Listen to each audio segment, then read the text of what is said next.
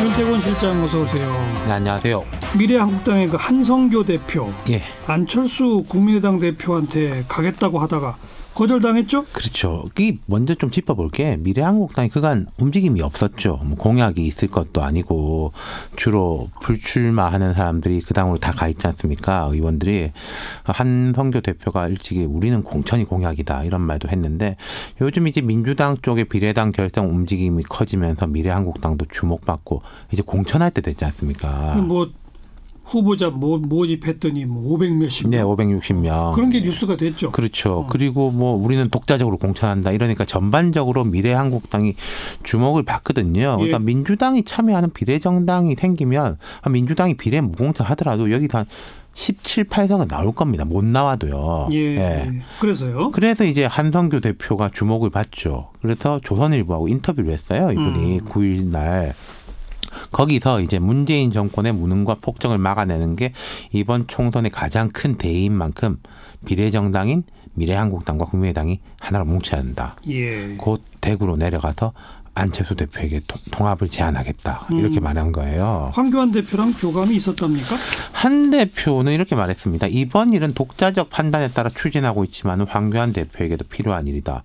근데 미래통합당 입장에서 보면은 이게 성사되면은 이게 웬 떡이냐 아니겠습니까? 뭐 마다할 이유가 전혀 없는 거죠. 예. 교감이 있었는지 없는지는 모르겠지만은. 그런데 안철수 대표는 싫다고 했죠. 그렇죠. 자, 안 대표가 오늘 김도식 비서실장을 통해서 지금은 정치적으로 누구를 만날 상황과 입장이 아니다. 면담 거부 의사를 분명히 했고 그리고 나는 실용적 중도 정치의 길을 굳건히 가겠다. 이렇게 말을 했어요. 예. 그러니까 지금 뭐 못 만나는데 나중에 만날 수 있다 이런 게 아니라 선을 확 그은 거죠. 생각 없다. 예. 지금 보면은 안 대표가 역설적으로 정치에서 떨어져 있어가지고 정치적 위상이 올라가지 않습니까? 예. 근데 지금 정치적 행동을 한다? 그것도 별로 이미지가 좋지 않은 미래한국당과 이건 뭐 가치의 문제를 떠나가지고 실리적으로 봐도 답이 딱 나오는 문제예요, 실은.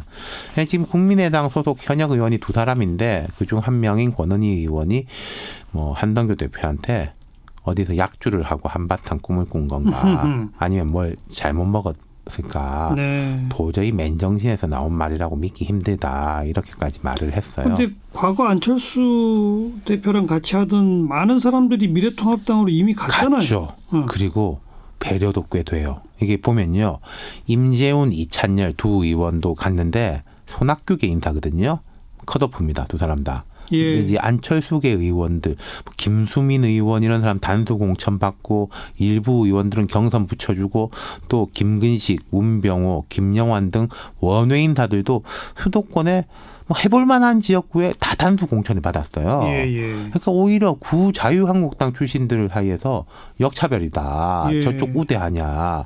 이런 불만이 터져 나올 정도거든요. 근데 그 사람들이 간 게 안철수 대표가 가라고 해서 간 게 아닌가 보죠? 그러니까 이게 보면은 그 파견하고 이런 식은 아니었던 것 같고 하지만 크게 말리지도 않았다. 그때 뭐 존중한다 이런 이야기를 했거든요. 근데 이건 그분들의 판단일 뿐이다. 안 대표가 그런 식으로 말한 적이 있는데 근데 문제는 국민의당이 지역구는 공천 안 하겠다고 했지 않습니까? 그러니까요.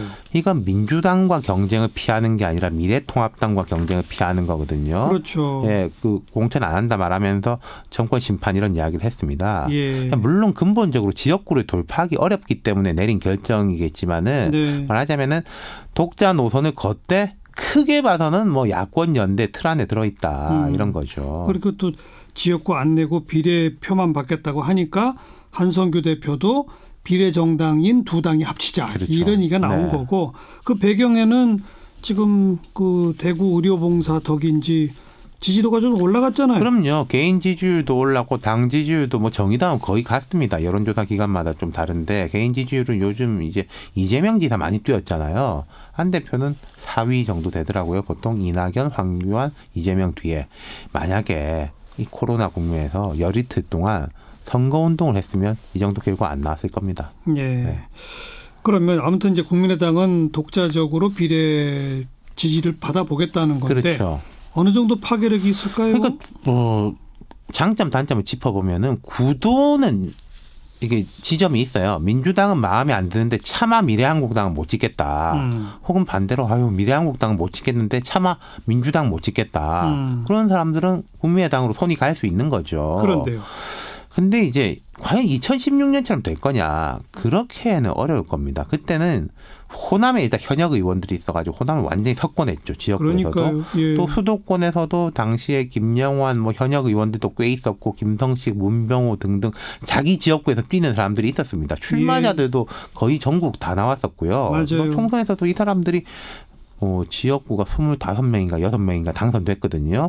그래서 정당 투표에서는 26% 얻어가지고 민주당도 살짝 이겼고. 근데 지금 안철수 대표 옆에는 이태규, 권은희 의원 정도 있고 물론 비례 공천에서 좀 신선한 사람들 지금 안 대표의 행보하고 맞는 조금 뭐 비정치적인 이런 사람들을 공천하면은 좀 괜찮을 수 있겠지만은 2016년만큼 기대할 수는 없고 하지만 한 달 전에 봤던 것보다는 좀 괜찮을 수 있고 예. 그렇게 보면은 지금 여야가 완전 쫙 갈라져 있지 않습니까? 만약 한 5석 이상 나오면요 21대 국회에서 꽤 캐스팅 보트를 행사할 수 있을 거예요. 네. 그래도 16대에 비교하면 뭐 완전히 폭삭 망한 셈이죠. 그럼 2016년에 비교하면 그러니까요. 4년 전에 비하면 네, 그렇죠. 2016년에 비교하면. 네. 근데 어쨌든 그 캐스팅 보트 역할까지를 내다보면서 한성교 대표가 제안한 걸까요? 그러니까 21대 국회를 내다봤을 때 미래통합당에서 합치면 좋은 거고 미래통합당이 계산할 때는요. 안 합치더라도 좀 우호적 관계를 가져놓는 것이 나쁠 게 전혀 없다. 이거 아니겠습니까? 예. 아마 선거 기간에도 이쪽을 뭐 크게 비판하고 그러진 않을 것 같아요. 여기까지 수고하셨어요. 네, 감사합니다. 윤태곤 실장이었어요.